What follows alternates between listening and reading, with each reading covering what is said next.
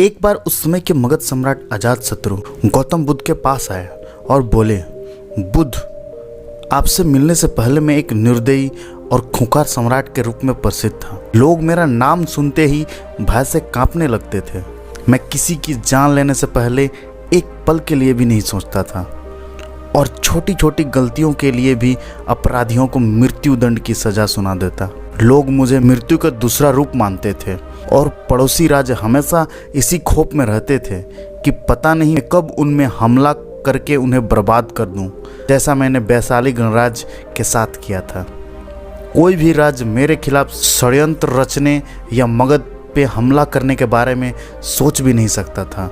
लेकिन मैं जब से आपके शरण में आया हूँ और आपके अहिंसा के विचारों को जीवन में अपनाया है, तब से लोगों के बीच मेरा भय बिल्कुल ही खत्म हो गया है। मेरे राज्य में अपराधियों की संख्या बढ़ गई है। रोज नित्य एक अपराध होते हैं। मेरा सेनापति और मंत्री मेरे और मेरे परिवार के खिलाफ षड्यंत्र रचते हैं। पड़ोसी राज्य मगध साम्राज्य की सीमाओं की जमीन पर कब्जा करने की कोशिश करते हैं और मगध के व्यापारियों के व्यापार में बाधा उत्पन्न करते हैं। सम्राट अजातशत्रु ने आगे कहा, बुद्ध, मैं आपके अहिंसा के विचारों को समझता हूँ, लेकिन मेरे मन में एक प्रश्न है। बुद्ध ने कहा, निसंकोच कहो। अजातशत्रु ने कहा, एक राजा का कर्तव्य है कि वो अन्याय के खिलाफ युद्ध करे, अपने राज्य के नियमों का प्रजा से सख्ती से पालन करवाए, लेकिन इसमें अहिंसा होगी, लोगों को दुख दर्द होगा, खून बहेगा। तो क्या एक अपराधी को दंड देना अनुचित है? क्या अपने राज्य के लिए, अपनी संपत्ति के लिए, अपने परिवार की सुरक्षा के लिए युद्ध करना गलत है? बुद्ध ने कहा, अजातशत्रु, इस प्रश्न का उत्तर देने से पहले मैं तुम्हें एक कहानी सुनाना चाहता हूँ। एक बार की बात है, एक गांव में एक बहुत ही विषैला सर्प रहता था। उसने ना जाने अब तक कितने ही लोगों को काटकर मौत के घाट उतार दिया था। वह जिस वृक्ष में रहता था, लोग उस वृक्ष के पास से गुजरने से भी डरते थे। बच्चे उसके नीचे खेलने के बारे में सोचते भी नहीं थे। फिर एक दिन उसी रास्ते में एक भिक्षु गुजरा और आराम करने के लिए उसी वृक्ष के नीचे बैठ गया। भिक्षु को बैठा देख सर्प उसे काटने के लिए नीचे आया, लेकिन सर्प को आता देख भिक्षु तनिक भी नहीं घबराया। वह पूरे शांत चित्त के साथ वहीं बैठा रहा। यह देख सर्प को बड़ा आश्चर्य हुआ। वह अपनी जीभ बाहर निकालते हुए बोला, मैं एक बहुत ही जहरीला सर्प हूँ, क्या तुम्हें मौत से डर नहीं लगता? भिक्षु ने कहा, मैं जीवन और मृत्यु से ऊपर उठ चुका हूँ, अब मुझे किसी भी चीज से डर नहीं लगता। भिक्षु ने सर्प को आदेश दिया, जो तुम कर रहे हो वो हिंसा है। तुम्हारे काटने से लोगों को बहुत पीड़ा होती है और कई बार तो उनकी मृत्यु भी हो जाती है। भिक्षु की बातें सुन सर्प के अंदर वैराग्य जगा। उसने निश्चय किया कि आज के बाद किसी को नुकसान नहीं पहुंचाएगा, किसी को भी नहीं काटेगा। सर्प अहिंसक हो गया है। सर्प ने काटना छोड़ दिया है। धीरे धीरे यह खबर पूरे गांव में फैल गई। इसके बाद लोगों ने सर्प से डरना ही छोड़ दिया। लोग उसे छेड़ते, बच्चे बेवजह ही उसके पूंछ में पैर रख देते, उसे पत्थर मारते, लेकिन सर्प किसी को भी नुकसान नहीं पहुंचाता। उसने कीड़े मकोड़ों को भी खाना छोड़ दिया था।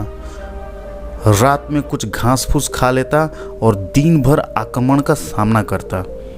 भूख और पीड़ा से वह बिल्कुल कमजोर हो गया था। उसका शरीर इतना घायल हो गया था, गांव वाले उसे एक रस्सी से ज़्यादा और कुछ नहीं समझते थे। फिर एक दिन वही भिक्षु दोबारा उसी रास्ते से गुजरा। उसने सर्प की यह दुर्गति देखी तो बड़ा दुखी हुआ। सर्प को औषधि लगाते हुए उसने पूछा, तुम्हारी यह दुर्दशा कैसे हुई? सर्प ने कहा, तुम्हारी बातें सुनने के बाद मेरे अंदर वैराग्य जागा और मैंने काटना छोड़ दिया। यह सुन भिक्षु हंसा और बोला, मैंने तुझे काटने से मना किया था, लेकिन तू अपने सर्प स्वभाव से कैसे विमुख हो गया?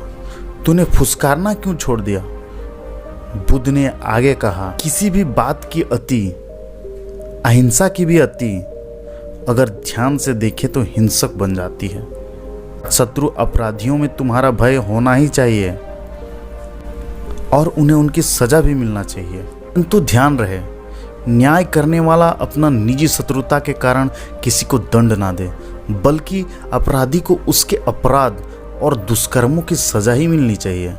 यदि क्रोध, लोभ और ईर्ष्या बीच में आ जाएगी तो न्याय ना हो पाएगा। बुराई को भलाई से जीतो। यदि बुराई भलाई पर हावी होने लगी तो मनुष्यता का नाश होगा।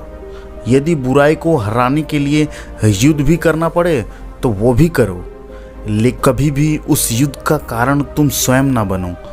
यदि करना ही पड़े तो सिर्फ सही उद्देश्य के लिए करो। अजातशत्रु ने बुद्ध के सामने हाथ जोड़ लिए और कहा, बुद्ध, आपकी इन बातों ने मेरे अंदर के सारे प्रश्न, सारी उथल पुथल को शांत कर दिया है। धन्य हुए भाग्य मेरे जो आप मेरे जीवन में पधारे। इसके बाद अजातशत्रु बुद्ध से आज्ञा लिए राजमहल वापस चले गए। अब बात करते हैं कि आखिर अच्छे लोगों के साथ ही बुरा क्यों होता है। इसका उत्तर कहानी में ही छुपा है।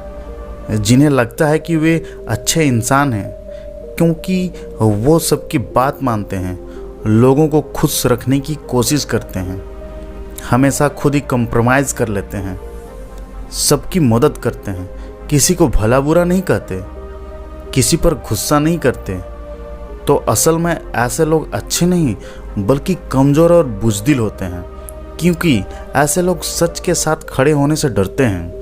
वो लोगों के नज़रों में अच्छा बनने और लोगों की नज़रों में अपनी तारीफ सुनने की कोशिश में गलत होते हुए देखते भी चुप रहते हैं, क्योंकि उन्हें इस बात का डर रहता है कि अगर मैंने इसके खिलाफ बोल दिया तो उससे मेरे संबंध खराब हो जाएंगे, मैं उसके नज़रों में एक अच्छा इंसान नहीं रह जाऊंगा। ऐसे लोग अच्छा बनने की कोशिश में लोगों की हाँ में हाँ मिलाते रहते हैं, उनकी चापलूसी करते रहते हैं। ये कभी भी अपने अधिकारों के लिए डट कर लड़ नहीं पाते और हमेशा ही खुद की तरफ से कंप्रोमाइज़ कर लेते हैं और फिर लोगों से कहते फिरते हैं कि मुझे संतुष्टि है, मेरे अंदर धैर्य है, इसीलिए मैं पीछे हट गया। लेकिन असल में ऐसा कुछ होता नहीं है। ये बस अपनी बुज़दिली को ढकने और लोगों से सहानुभूति पाने के लिए ये गाना गाते फिरते हैं। ऐसे लोगों को लगता है कि इनकी ऐसी आदतों से लोग इन्हें पसंद करते हैं, इन्हें अच्छा इंसान समझते हैं, इनकी इज्जत करते हैं। लेकिन असल में ऐसा कुछ भी नहीं होता। लोग भले इनके मुंह पर कुछ ना बोलें, लेकिन समझते सब हैं कि वो इंसान बुज़दिल और कमज़ोर है। ये अपने विचारों का पक्का नहीं है। जब भी परिवार और समाज में किसी साहसिक और बड़ी कार्यों को करने का समय आता है तो ऐसे लोगों को हमेशा पीछे ही रखा जाता है। इन्हें कोई नहीं पूछता है, ये बस अपने आप में ही अच्छे बने फिरते हैं। तो फिर एक अच्छा इंसान है कौन? एक अच्छा इंसान वो है जो विनम्र तो है लेकिन गलत के आगे नहीं झुकता। वो कंप्रोमाइज़ भी करता है लेकिन अपने अधिकारों के लिए डटकर खड़ा भी रहता है, जिसके अंदर सच को सच और झूठ को झूठ बोलने की हिम्मत है। वो बस किसी को खुश करने और उसकी नज़रों में अच्छा बनने के लिए उसकी चापलूसी नहीं करता। उसे इस बात से फ़र्क नहीं पड़ता वो लोग इसे अच्छा कहेंगे कि खराब। उसे किसी की राय से फ़र्क नहीं पड़ता, क्योंकि वह जानता है कि वह कौन है। उसे किसी से अच्छा होने का सर्टिफिकेट नहीं चाहिए। वो बस जो सही है और ज़रूरी है वो करता है और खुश रहता है। श्रीमद् भगवद गीता में भगवान श्री कृष्ण ने अर्जुन से कहा था कि जब तक संभव हो सके तो माफ़ कर दो, लेकिन अगर सामने वाला फिर भी ना माने और तुम्हारे धैर्य को तुम्हारी कमजोरी समझे तो तुम्हें उससे लड़ने से भी पीछे नहीं हटना है। तो कहने का अर्थ यह है कि किसी के साथ अच्छा या बुरा नहीं होता, बस हर इंसान को उसके द्वारा किए गए कार्यों का परिणाम ही मिलता है। जो अच्छा होने का दिखावा करता है उसे उसकी चापलूसी, गलत के खिलाफ ना खड़े होने, अपने अधिकारों के लिए लड़ने, मेहनत ना करने, आसानी से हार मान लेने और सबको खुश करने की कोशिश करने जैसे कार्यों का ही परिणाम मिलता है। और जो स्पष्टवादी हैं, मेहनती हैं, जिसमें रिस्क लेने की हिम्मत है, जो खुद में भरोसा करता है, उसे उसके कार्यों का परिणाम मिलता है। और ये ज़रूरी नहीं किसी कार्य को करना ही कर्म है, मनुष्य के विचार भी उसके कर्म ही हैं, क्योंकि विचार ही हैं जो अंततः कार्यों में परिवर्तित हो जाते हैं। ये जो विचार रूपी कर्म जो हमें दिखते नहीं, हमें इनका भी फल भोगना पड़ता है। तो ज़्यादातर लोग इस बात की शिकायत करते रहते हैं कि मैंने तो किसी के साथ गलत नहीं किया, फिर मेरे साथ गलत क्यों हो रहा है। तो उनके साथ गलत होने का कारण ये विचार रूपी कर्म ही हैं जो बाहर से दिखते नहीं हैं, लेकिन हमने अपने विचारों में किए होते हैं। इसीलिए इंसान को सिर्फ से ही नहीं बल्कि अंदर से अपने विचारों से भी अच्छा होना ज़रूरी है। और जो ऐसा है वो कभी भी अपने भाग्य को नहीं कोसता कि मेरे साथ ये बुरा क्यों हो रहा है, बल्कि वो अपने हर परिस्थिति की जिम्मेदारी खुद लेता है। कोई यह कहानी पसंद आई तो प्लीज़ लाइक कर दें और चैनल पर नहीं है तो सब्सक्राइब कर दें। धन्यवाद।